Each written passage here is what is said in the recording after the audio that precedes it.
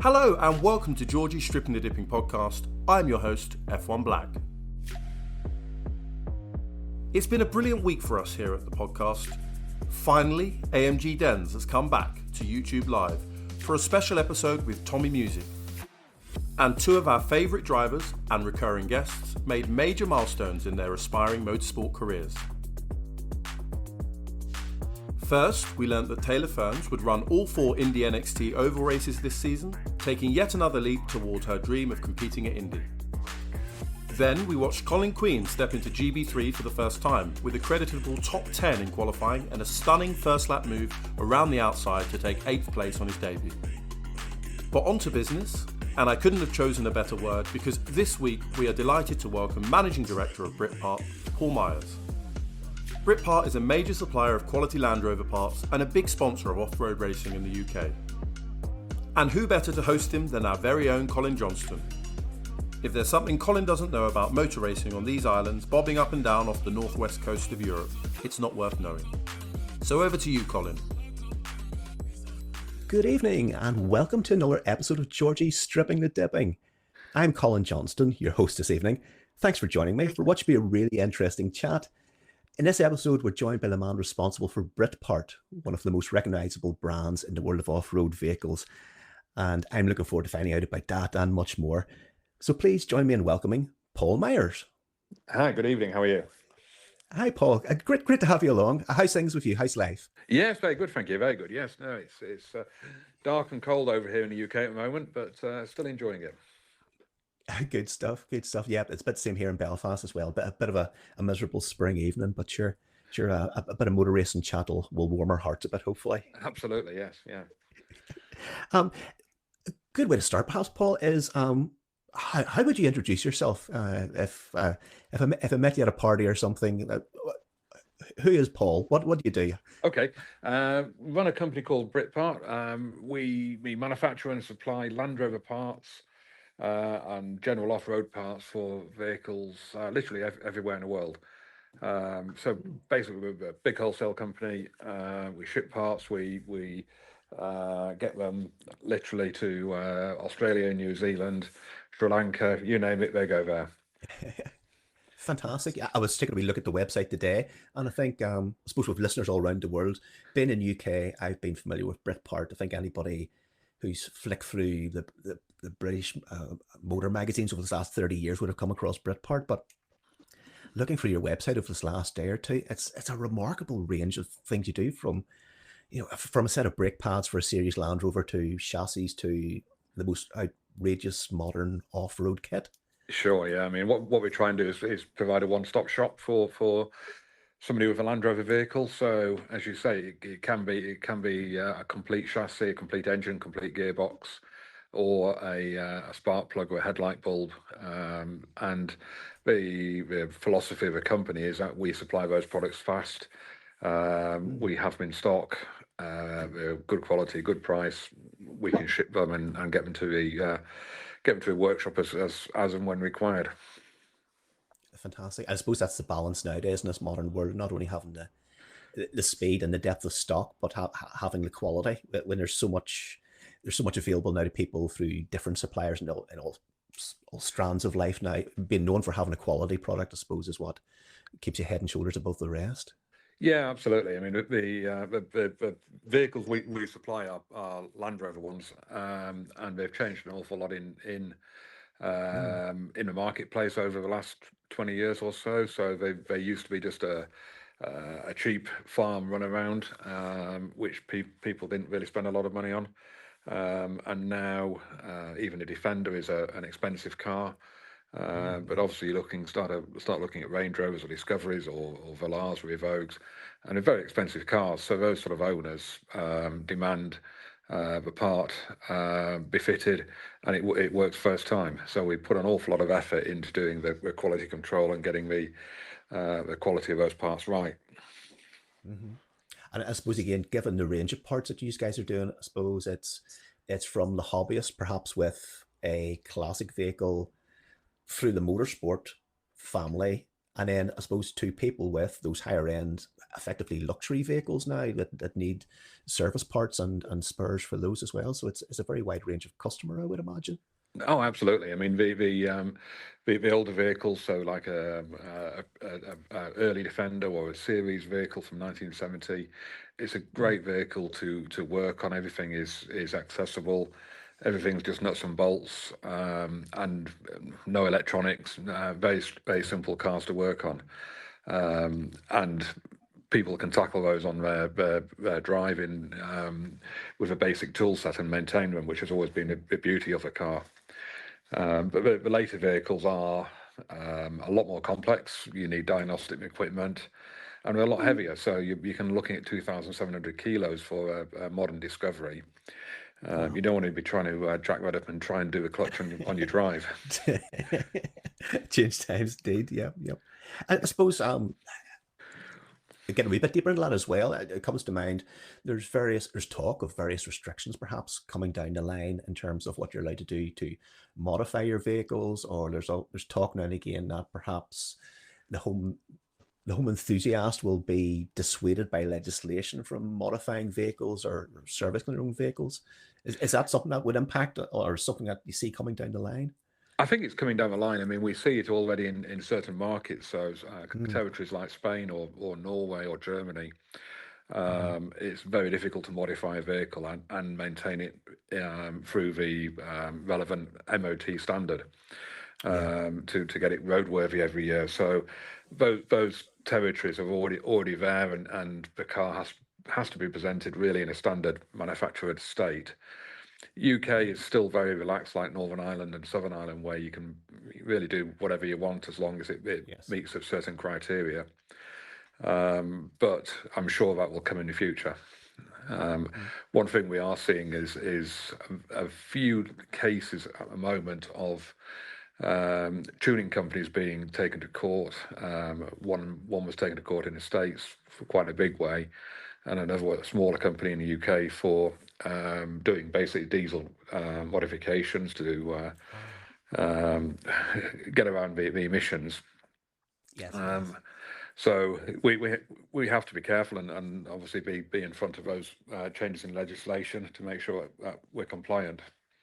I suppose, well, that example he gives, if somebody's obviously trying to defeat legislation that's in there for good reason, like diesel legislation or whatever, but I suppose in a way, the quality of the parts that you guys are offering and the quality of upgrades that you guys would offer, in a way, an older vehicle, given a bit of love and care with the type of accessories and the type of upgrades that you would provide, it's probably a better quality vehicle than what it was in standard trim. That's sort of the paradox of maybe a legislation that's insisting on something being to factory spec. Perhaps it could be better still. Oh, sure. Yeah. I mean, there's a lot of the parts on a Defender, which when the cars were made, for example, in 1985, you could fit a lot later part to the car, which improves performance, emissions, and drivability of the car. So there's a lot of modification you can do, which actually enhances it from all those points of view. But here we are with this fantastic business. I suppose winding back a bit, why Land Rover, and why motoring? What got you into not just this business, but what got you inspired as a young kid in the world of motoring? Always been fascinated with cars. The first Land Rover I bought when I was 17. Seems an awful long time ago, which it probably is now. And it just gets under your skin. They are great cars to play around with, modify. They're not perfect, so it's easy to modify them and make them better. And it leads you into a great enthusiast scene as well. So yes. All around the world you go, if you're driving a Defender and you see one coming the other way, people wave at each other. Yeah. And to be part of that community is great. So it's the only other mark and brand which has any sort of following like that really is VW. So the association you get by being that part of that club, as it were, is great. Fantastic. As a business, my background was in marketing and selling fast-moving, low-value construction products. And the similarity with that is that automotive parts are predominantly low-value oil filters, brake pads, spark plugs, and you've got to move a lot of them to pay the bills. So there's a lot of crossover in that industry. Fantastic. And how did you find your way into Britpart? You were working for other folks, or was it just the enthusiasm and an opportunity to get involved with Britpart? Yeah, sure. Yeah, I mean, I'd worked for an American company for in the construction industry for crikey, about 10, 15 years. And that had been really successful, but it kind of lost its challenge. So looked around and landed at Britpart 20 odd years ago, and not looked back since. Very good. Very good. Fantastic. And I've seen, looking about, obviously Britpart is involved in sponsorship and the cross-country British Championships and whatnot, and sport around off-road vehicles. I believe that's something you've more than dabbled with yourself. Sure. Yeah. I mean, we've been involved in the off-road racing scene probably for about 15 years now, and we've run a couple of cars in the British Off-Road Championship over the years, and also sponsored the championship and other off-road events, because even if a guy's racing, the cars they may race are not Land Rover based. Vast bulk of them are actually in the Land Rover repair business, because it is natural that if you're fixing Land Rovers all day, you play around with them on a weekend as well. Fantastic. And so, Lee's, I've watched some of this racing, obviously, but it's not something I'm hugely familiar with. So they would tend to be specials, or space frame specials, or? Yeah, sure. I mean, the car we race outwardly looks like a Defender, but it's a fiberglass outline of a body onto a space frame. It's got a rear engine instead of a front engine, fully sequential gearbox, and pretty expensive Fox suspension from the States. So it's, although it looks pretty stock from a distance, it is purely an off-road racing machine. Fantastic. And what sort of engines do you run in those? Is it the veritable Rover V8 based, or what sort of engines? It is. It starts as a Rover V8. We have them built by a fantastic engine builder called John Eales. They start at 4 litres and end up at 5.2 litres, which is what we've got.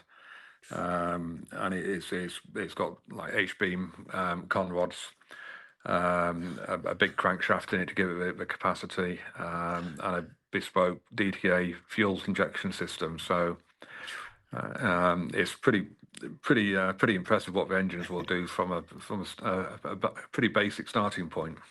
I was going to say there must be serious torque with that. It must be some kick. Oh, sure, yeah. I mean,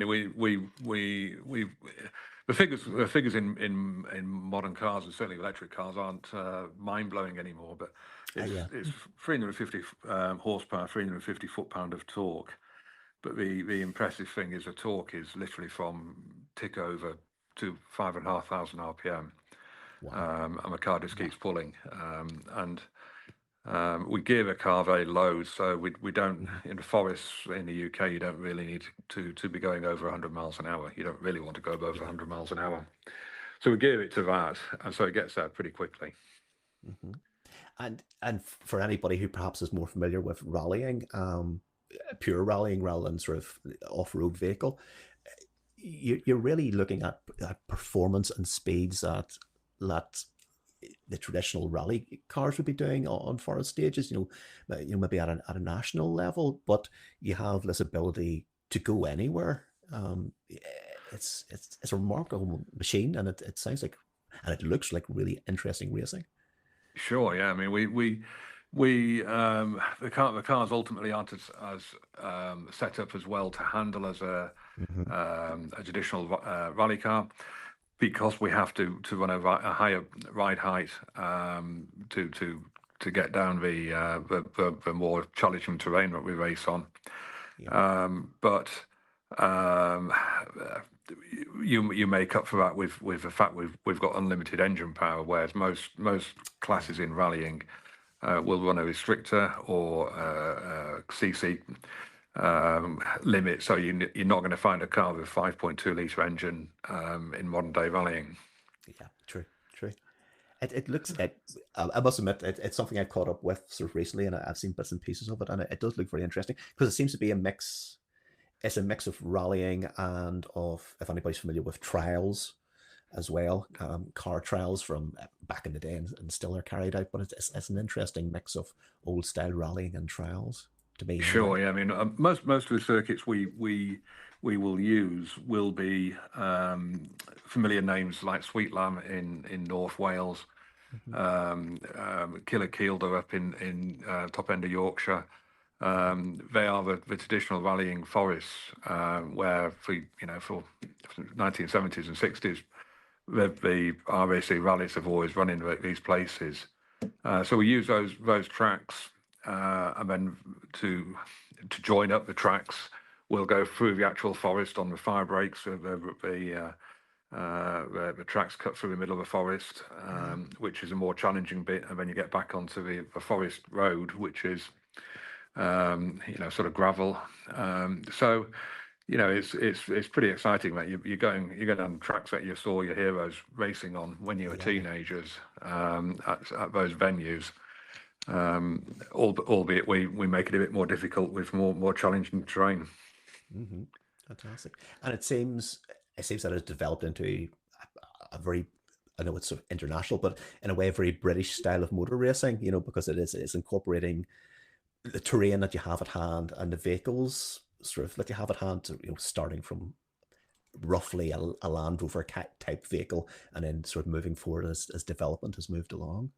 Oh, absolutely. I mean, there's a whole spectrum of vehicles in the sport, and you can start out literally with a basic Freelander, which all you need to do is put a roll cage in, a pair of racing seats, and a kill switch, and a fire extinguisher, and you're racing. And you're racing against equivalent cars in that same class. So there's a championship called the Freelander Challenge. So you can get a Mark 1 Freelander, £5,000, modify it, and you're on the start line. Right up to fully custom built cars, which are probably now £100,000, some of them. So there's a whole mix between there. And at the top end of the sport, it then transfers into those guys will go down into France and race in some of the big French events. And the cars have to be slightly different, but that's a great step up. And quite a lot of the guys we've raced with have actually gone over and done the Dakar as well, which kind of is the off-road motorsport scene. Indeed. It's interesting. It reminds me of a conversation we had on the podcast a couple of months ago. I was speaking to Sean O'Connor from the FIA, originally from Ireland, and he was talking about how he had introduced cross-country rallies in the Gulf. Yes. Back in the day, sort of 20 odd years ago, and it was a similar philosophy because it was motorsport that involved the vehicles that were available to hand and the terrain that was available to hand, rather than imposing some sort of foreign motorsport scene onto another country. So I guess in a way it's a similar approach. It's relatively cheap vehicles that are available at hand in the terrain that you're living in. And it's a very elemental form of motorsport. Absolutely, yes. I mean, I have been over to the Gulf and supported a friend of mine over there a few years ago. He was doing the Desert Challenge, and at that time he was doing it in not a standard Defender, but what looked like a very standard 110 Defender, albeit with a big engine. But he evolved and ended up running a special two-wheel drive buggy, like a Dakar buggy. Yeah. Which to be fair, we think is a bit of a shame, really, when you've got a very good silhouette of a vehicle, it's recognisable. It's far better for marketing on and far better for spectator involvement in the sport, rather than a kind of a fiberglass mold of a buggy which nobody knows what it is. And they can look all rather samey. Yes, yeah, I get your point exactly. Yeah, if you can have Yeah, something that looks Range Rover, Land Rover, G Wagon, whatever, um, yeah, but certainly it's a more recognizable thing for spectators. Maybe sure, allows for yeah. better connection. Absolutely. I mean, people see a Defender as well, Nissan Patrol or Hmm. a Toyota, or one of the big American trucks racing, and they immediately identify with it. But if it's a completely special, a unique vehicle which is just made for that event, Yeah. it's difficult to relate to. Hmm. Hmm. And you do a lot of this racing still yourself, or obviously you sponsor and support and whatever, but do you regularly race in the championships yourself still? Yes, I mean we were racing up in Scotland in November. It was very cold and very dark up there. It's I can one of the imagine. best events we do because it's kind of the last one in the season. It's because of the time we race to up there, and in fact it's Scotland at that time of year. We'll do half the event in the dark, which is always a challenge and interesting. Mm. So yes, we were up there in Scotland mid-November. Oh, wow. And is there any pace notes involved, or is there a large element of navigation, or is it just reading the road as you find it?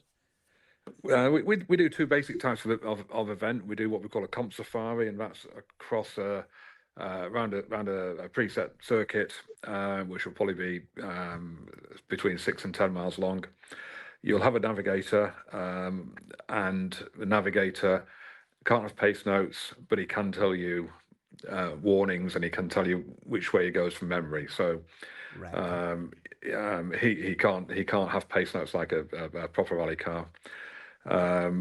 We then do the event in Scotland is called is then called a hill rally, and that's a multi-stage event. So you'll do say 6 mile stage, then a liaison route down the road, and then another 8 mile stage, and then a service, and then back out and repeat that. So you're going on different ground all the time. And on those, the navigator does have a map and does have notes for the liaison routes. Brilliant. The challenge is that in the cars, when you are at race speed in the forest, it's a bit like being in a tumble dryer. So the chance of reading the map are pretty slim. I can imagine. I can imagine. It must be quite a sight. I just like you're talking about sort of road sections or whatever. It must be quite a sight to see all of you guys between stages are doing road sections. I'm sure you're inspiring a lot of kids out there who are happening upon you guys heading down the road. Oh, sure, yeah. I mean, you wherever you go, you'll get a good reception. I mean, for many years we didn't do liaison routes on the road, but we've just Mhm. managed to. The sport has just managed to get those back in for the first time a couple of years ago. So it opens it up so that you are going into one event we're involved in was in mid Wales, and you go into a place called Welshpool in the market square, and that's the event, and the kind of headquarters for a rally, and then heading Right. out into the villages from there. So you get a lot of local interest. Fantastic, fantastic. And again, it feeds back to again if they're as we're saying, if they're recognizable vehicles and vehicles that people can connect with, yeah, it's all good. It's good for business, good for sport. It's good for motorsport generally. Oh, absolutely, absolutely, yeah, no, and you're absolutely right. The kids kind of love to see a Land Rover with big tires and covered in mud and making a lot of noise. It's great fun. An increasingly rare thing now in these days of electric cars. um, Thinking about sort of putting your sport on show. I saw some fantastic footage on YouTube, and I was aware that you're involved with the Goodwood Festival of Speed, and putting on demonstrations and showing this whole branch of motorsport off to people who perhaps aren't quite so aware of it at the Festival of Speed. How did that come about? It's really interesting. Yeah, sure. I mean, we've been doing that, I think, about 8 years now, and what's fantastic is my wife Julia bought me some tickets to go to the Festival of Speed, so we went there as spectators.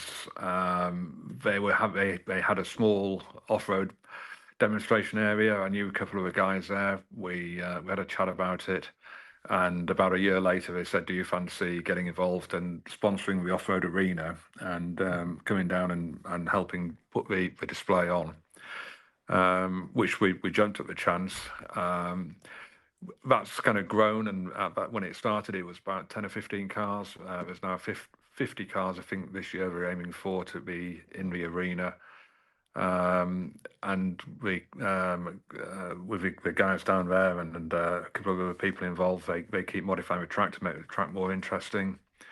So you'll see in the arena, pretty close up.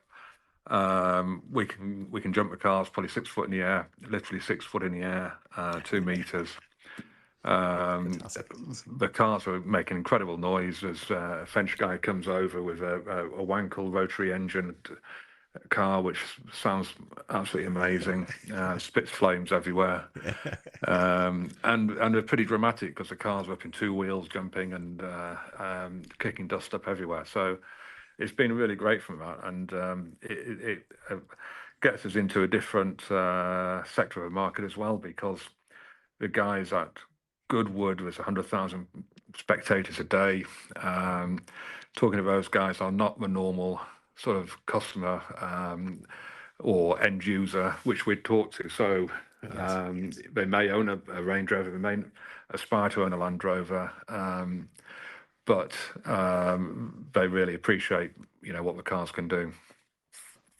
Fantastic. Yeah, and it comes back again to inspiring kids and inspiring people. Just through this spectacular nature of the sport and the vehicles. I suppose it gives another option to the organisers generally as well, for showing off, visiting off-road vehicles in a more natural environment, not just you guys within the UK and your connections, but I suppose international connections, rather than merely running a visiting Dakar car up the hill. They can show it off in its proper environment. Oh, absolutely. I mean, we've had quite a few of the guys over from America have brought, bring the trophy cars over, and they will go up the hill, but also they'll come and do a few laps around the off-road course. We've had guys from Iceland with the Formula One cars from Iceland, the massive off-road, sort of incredible engined cars. As I say, cars from France. And Dakar cars. It's amazing the spread of the interest and the different types of vehicles that we can get there.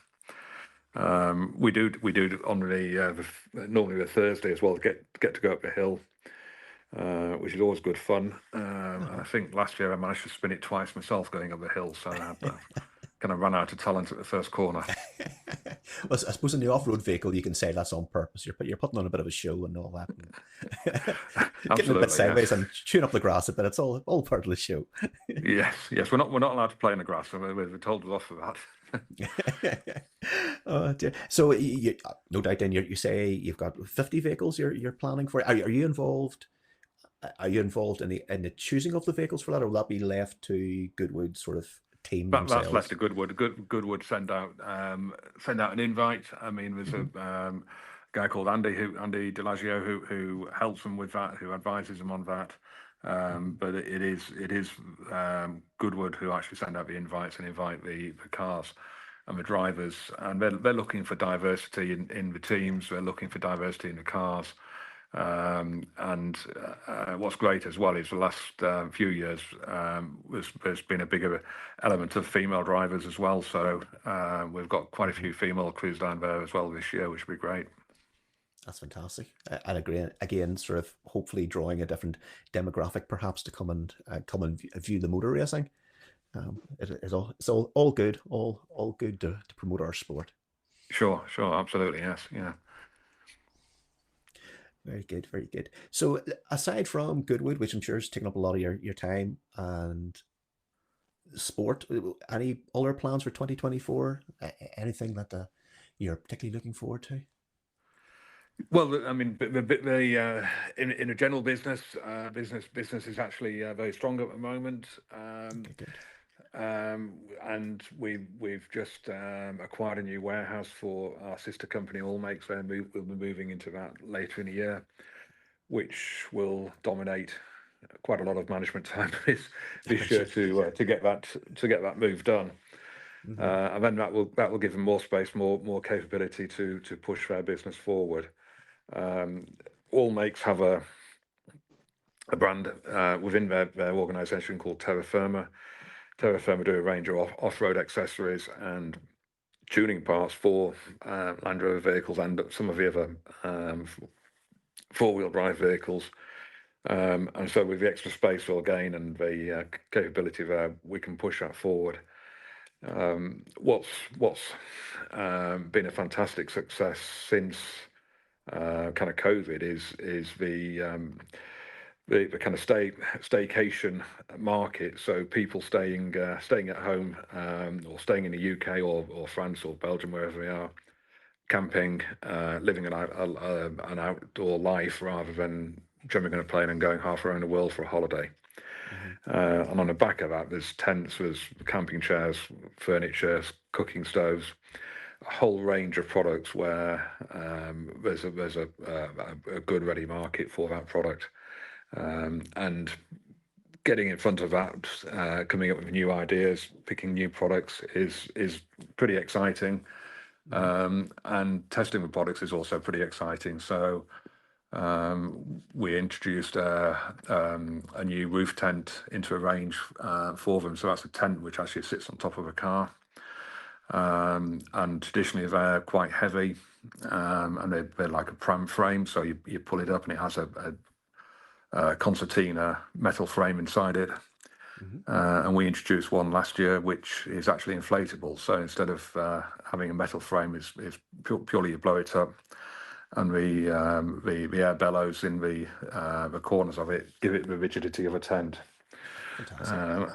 That's really, that sort of thing is really exciting to get involved in and look at and see customers enjoying them. And that's going to be a game changer, even beyond the sort of four-wheel drive vehicles that you're involved with. I suppose vehicles with a lower load capacity could cope with that much better.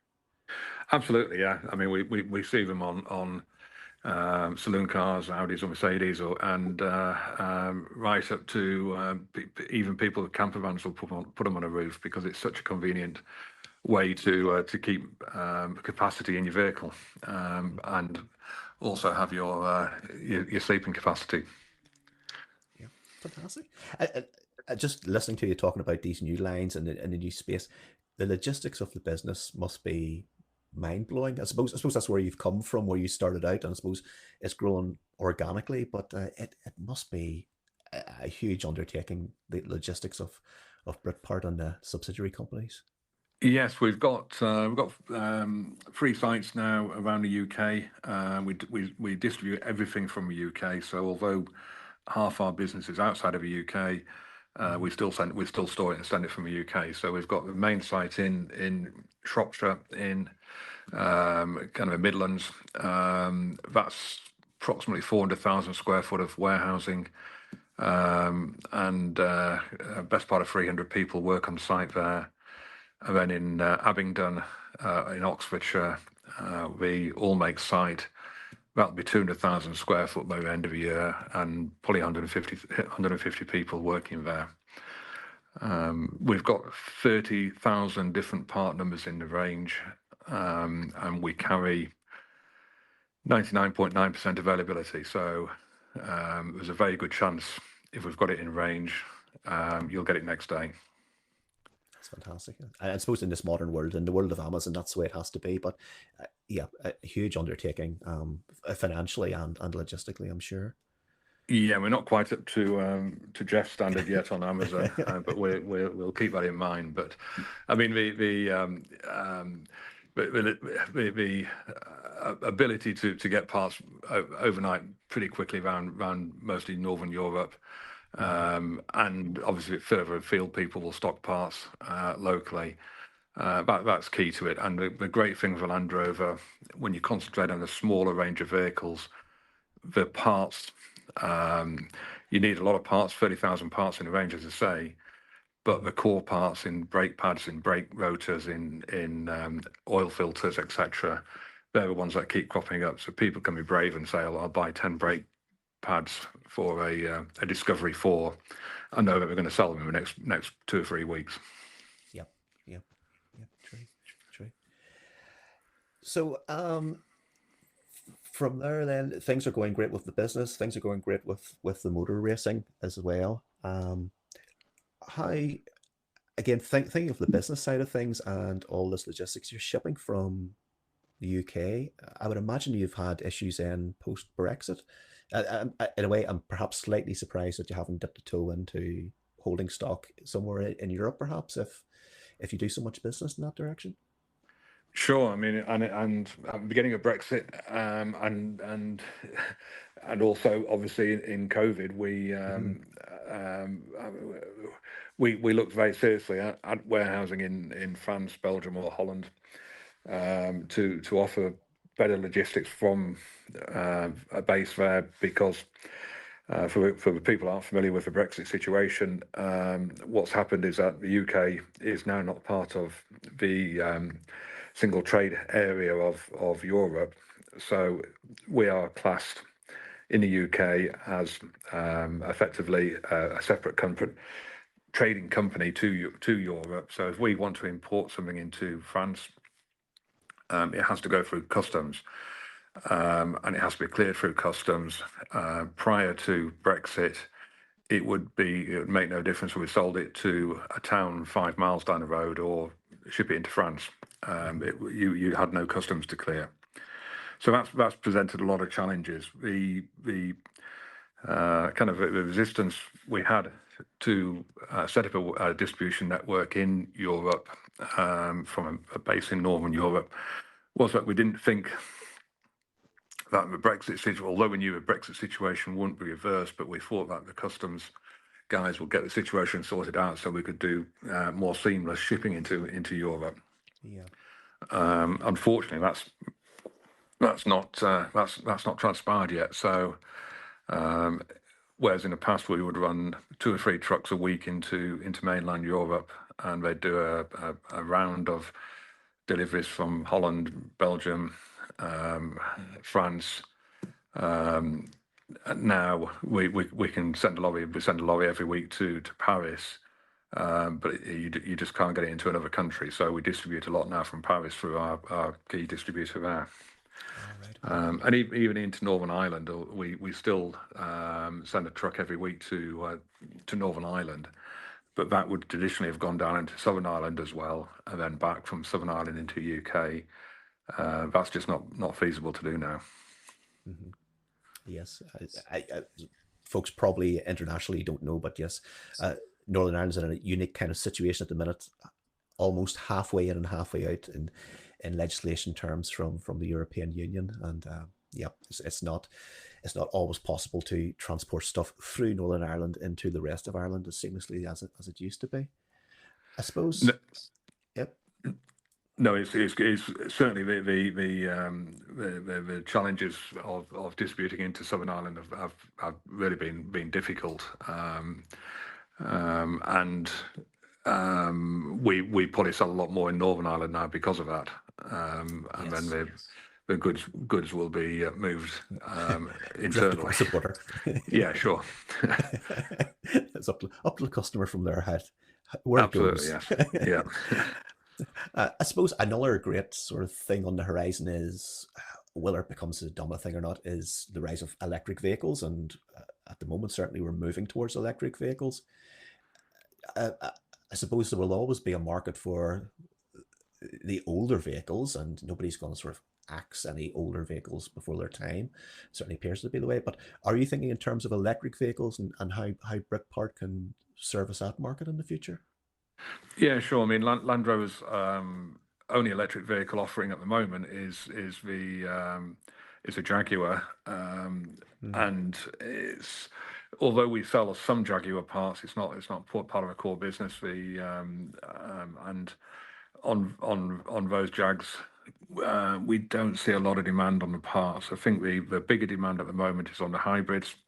So they do like the Evoque, the Velar, and big Range Rover in plug-in hybrids.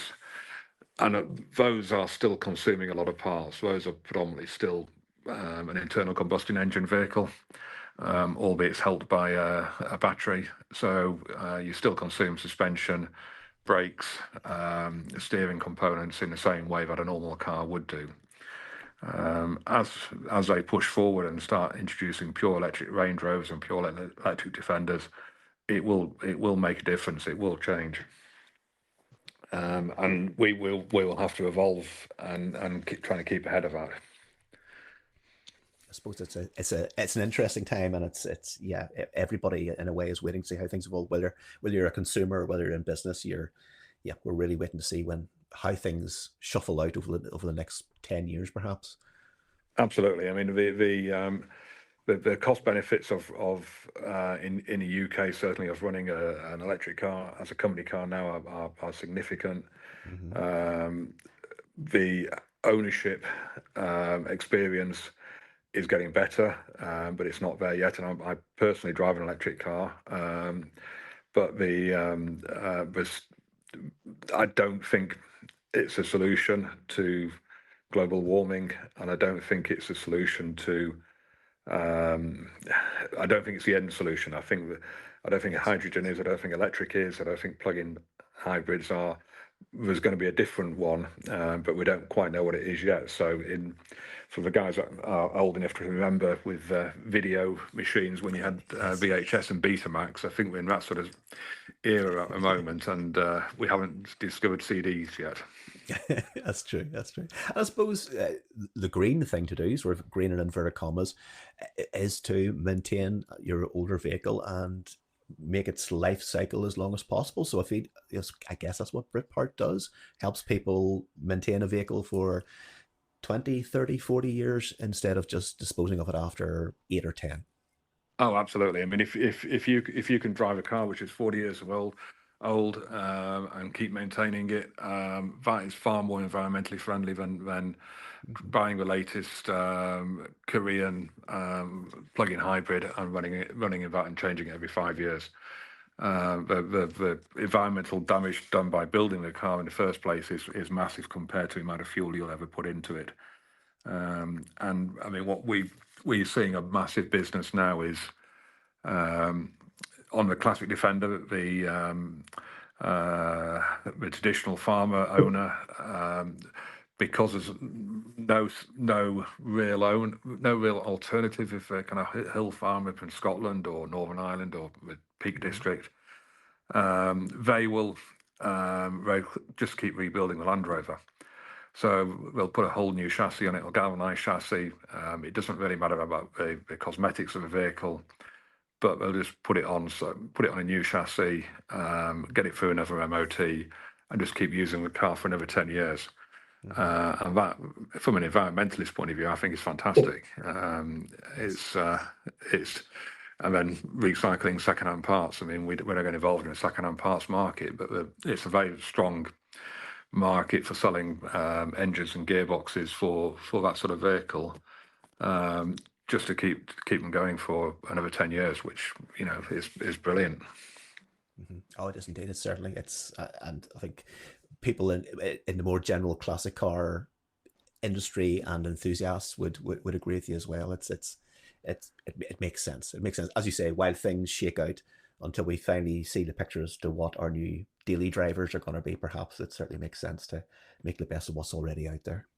Yeah, sure. Yeah, I mean, I think one of the interesting differences as well between the traditional classic car market, or say an MGB or a Triumph Stag, and a Land Rover, over the last 10 years, some Land Rovers have been pushed into the classic car market. Yeah. Sort of early Range Rovers, early 1940s, late 40s, early 50s, Series 1s. And the value's gone up, and the people have restored them and restored them as concourse cars, etc. That sort of car never gets driven, or very rarely gets driven. It never gets driven or worked hard. Yes. But I think the interesting thing is, and the British Army is a good example. The British Army are still running around in 35-year-old Defenders, towing trailers and using them on a daily basis, and that sort of use generates a lot of parts business for us. Yes. So if you see a farmer towing a cattle trailer to market with a 20-year-old Defender, you kind of know that he's buying brake pads, shock absorbers, springs, door hinges on a yearly basis. Yep. And that's, I always say as well, it's maintenance is everything. The car doesn't know how old it is. So yeah, maintenance is everything. And guys like yourselves at Britpart, lets that happen for the consumers. Absolutely, yeah. I mean, and the the traditional mode of operation for a farmer is to have a vehicle serviced once a year and MOT'd once a year, and it will have had a hard year, and the bill's £1,500 to do it, £1,500. But in terms of a tool for a business, it's relatively low cost for doing it. So the tough vehicles will withstand a lot of abuse, still keep going, and then a bit of tinkering once a year, and they're back for another year. Fantastic. Well, for listeners listening to this, and if they want to catch up with you guys, obviously Britpart has their fantastic website at britpart.com, which is it's really interesting for people who are maybe not real Land Rover heads as well, because there's interesting sections on maintenance, and it's really worth having a browse about there. And you never know, it may get you into the world of Land Rovers. In terms of the sport, I suppose people going to the Festival of Speed in July can catch up with these guys there. But what's next on the calendar for the off-road racing if folks in the UK wanted to get out and see what's what? Well, we got the car all ready to do Race Retro in Stoneleigh a few weeks ago, and unfortunately that's cancelled at the last minute due to inclement weather. We're kind of all dressed up and nowhere to go on that weekend. I haven't got anything booked in for events at the moment, but we will definitely post it on a website when we decide what we're going to do this year for racing. We definitely go to Scotland again in November. We've done that, I think, 15 years almost running, so it's kind of a tradition that we'll definitely do Festival of Speed again. We're booked in to do that, but we'll also pick and choose a few more events to get involved in as well during the year. Love to get down into France and do a couple of the big French events, but we'd have to hire a car. Our car isn't compliant with the French regulations, so it would it's a bit of a challenge. Well, we'll keep our eyes peeled on the Britpart website and on the socials then as well to see where we can catch up with you and the racing team and the Britpart team out and about at events. Right, yes. Really interesting. Before we finish, there is one question that Georgie has, and she asks everybody on the podcast this question. I think she's keeping a tally of the answers. It's a very personal question to Georgie. So I'm sure, like myself, you enjoy the odd slice of pizza. Yes. Now, the question Georgie wants to know the answer to is pineapple on pizza, yes or no? Definitely no. Definitely no. Definitely no. Georgie, hope you're listening. She's put the tick in the box. That's a very firm answer. I can hear the pencil scratching from here, the big tick in the no. No, definitely no place for pineapple on the pizza. There we go, a definitive answer. Well, here, Paul, thanks so much for joining us this evening. It's been really interesting to hear all about Britpart and yourself and everything that you've been up to. So continued success to you and the business, and thanks for your time this evening. Thank you very much.